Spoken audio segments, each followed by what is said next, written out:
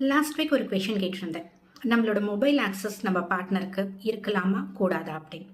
சில பேர் எஸ், சில பேர் நோன்னு கமெண்ட் பண்ணியிருந்தாங்க. நிறைய பேர் பர்சனலி பிங்க் பண்ணி அப்படி கொடுத்தா நம்மளோட ப்ரைவசி போயிடுமே அப்படின்னு கேட்டாங்க. Privacy doesn't mean secrecy.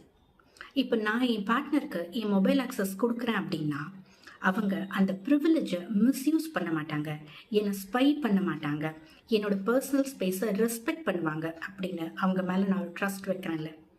அதே போல் அவங்களும் மொபைல் ஆக்சஸ் இருக்கிறதுனால எந்த நேரம்னாலும் என் மொபைல் எடுத்து என்ன வேணால் பார்க்கலாம், என் சேட்ஸை கோத்ரூ பண்ணலாம் அப்படின்னு எல்லாம் அட்வான்டேஜ் எடுத்துக்காம நான் அவங்களுக்கு ஆனஸ்டாக லாயலாக இருப்பேன்னு என்னை ஜெனுவனாக நம்புகிறாங்கல்ல, அந்த ஒரு ட்ரஸ்ட் வேற லெவலுங்க. அந்த மாதிரி உங்கள் லைஃப்பில் இருந்தாங்கன்னா you truly blessed. I'm happy for you. But இப்போல்லாம் நிறைய பேர் அந்த மாதிரி இல்லைன்னு நினைக்கிறேன். ஆனஸ்டி, லாயல்ட்டிலாம் பேர் மினிமம் இன் ரிலேஷன்ஷிப் இல்லை. பட் அதையே இப்போல்லாம் கேட்டு வாங்குற மாதிரி ஆயிடுச்சு. அதனால தானோ இந்த மாதிரி ஜெஸ்டர்ஸ் எல்லாம் ப்ரைவசி ப்ரீச் மாதிரி அவங்களுக்கு தோணுது.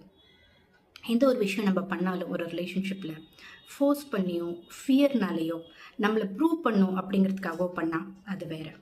Out of love and care நாமளே ஜெனுவினாக பண்ணுறது வேறு. Hope you get the difference.